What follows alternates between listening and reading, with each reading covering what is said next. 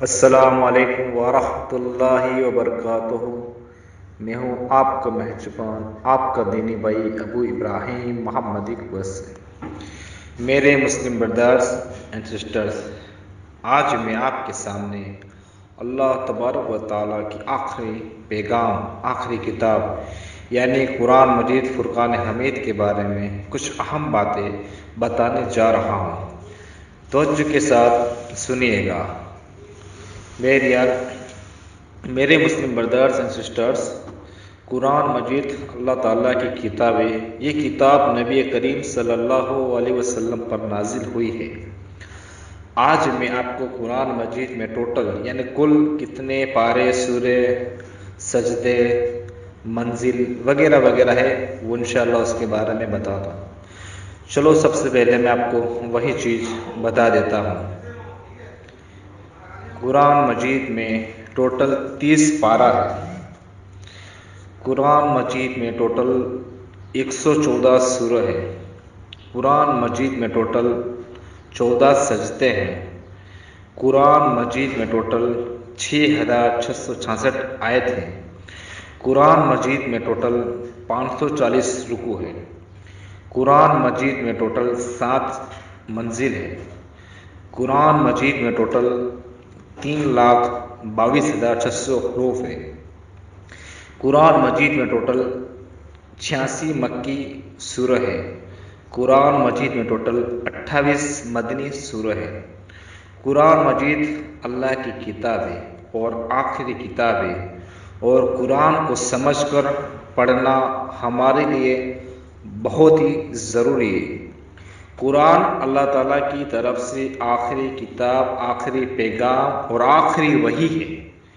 قرآن ساری دنیا کی سب سے بہترین کتاب ہے۔ یہ کتاب ساری انسانیت کے لیے پیغام ہے،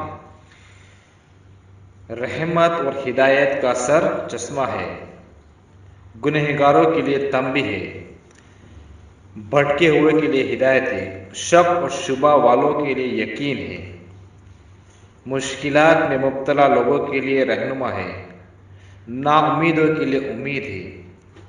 اس دنیا میں سب سے زیادہ پڑھی جانے والی کتاب قرآن مجید ہے، لیکن افسوس کی بات یہ ہے کہ اس کتاب کو نہ سمجھ کر پڑھی جاتی ہے، یعنی بہت کم لوگ ہیں جو اس کو سمجھ کر پڑھتے ہیں۔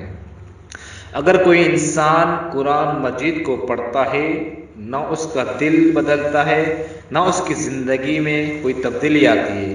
یہ بڑا افسوس کی بات ہے، کیوں کہ ہم قرآن کو سمجھ کر نہیں پڑھتے۔ اگر ہم سمجھ کر پڑھتے تو ضرور ہمارے اندر تبدیلی، بدلاؤ آتا۔ بہرحال، جبکہ اللہ تعالیٰ قرآن مجید میں ارشاد فرماتے ہیں سورہ ال عمران کی آیت نمبر 110، اے مسلمانوں، آپ سیر جہاں میں سب سے بہترین امت ہے، کیونکہ تم لوگوں کو اچھائی کی طرف بلاتے ہیں اور برائی سے روکتے ہیں، اور اللہ تعالیٰ پر یقین رکھتے ہو۔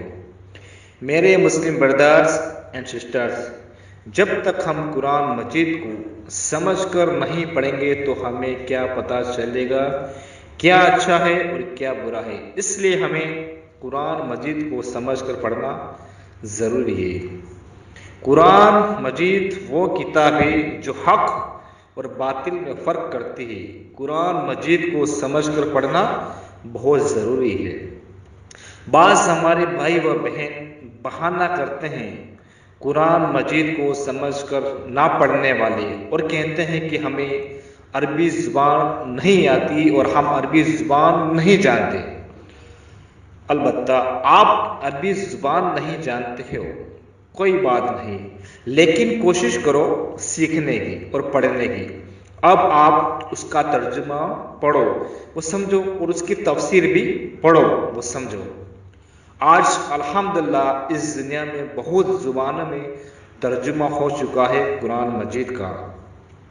جس زبان میں آپ مہارت ہو، اس زبان میں آپ قرآن مجید پڑھیے، مثال کے طور پر ہندی، اردو، انگلش وغیرہ وغیرہ، لیکن قرآن مجید کا ترجمہ پڑھنا ضروری ہے، اس کے معنی و مفہوم کو سمجھنا ضروری ہے، تاکہ اللہ کا پیغام کو ہم سمجھ سکیں اور اس پر عمل کر سکیں۔ ہمارے کئی بھائی و بہن سینکڑوں کتابیں پڑھتے ہیں اور کئی کتابیں تو حفظ بھی کر دیتے ہیں، لیکن اللہ کی کتاب نہیں پڑھتے اور بہانے کرتے۔ بڑے افسوس کی بات ہے۔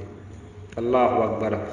آپ دنیا کی تعلیم حاصل کرتے ہو، اچھی بات ہے، کرو، لیکن اس رب کے فرمان کو بھی سمجھو۔